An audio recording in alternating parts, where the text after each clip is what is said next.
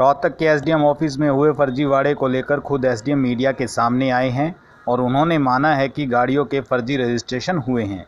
इसमें कुछ लोग शामिल हो सकते हैं। रोहतक के एसडीएम राकेश सैनी ने बताया कि सीएम फ्लाइंग की टीम ने 6 गाड़ियों की फाइल की जानकारी मांगी थी, जिसमें से 3 के कागजों में दिक्कत पाई गई।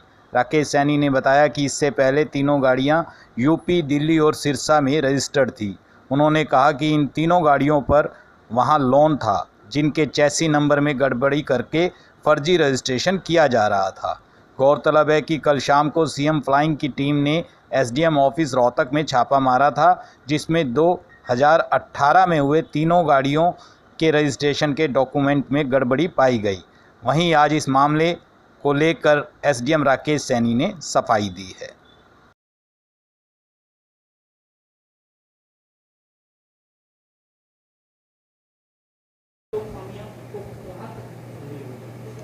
कल सीएम फ्लाइंग से अधिकारी और उनके कर्मचारी आए थे, तो उन्होंने एक्चुअली 6 फाइलों के लिए पूछा था। 6 नंबर्स थे उनके पास, व्हीकल नंबर्स।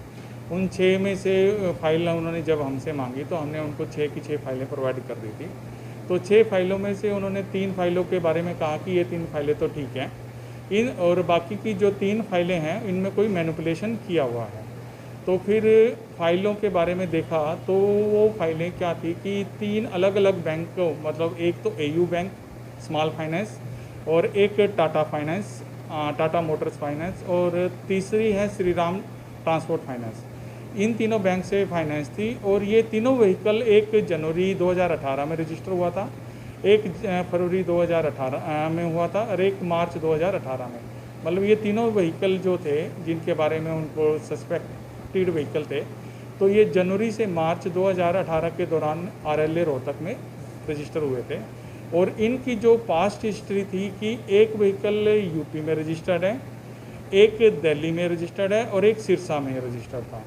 तो तीनों पे लोन के पेपर हैं, फाइल के अंदर ही पेपर हैं, जिससे प्राइमा फेसिया ये लगा कि ये शायद या तो जिसको भी लोन पे दिए होंगे, क्योंकि हमने एनसीआरबी भी चेक करा था रिकॉर्ड इनका। एनसीआरबी में इनके कोई चोरी के व्हीकल तो नहीं है, तो एनसीआरबी में ये चोरी के रजिस्टर्ड नहीं है व्हीकल।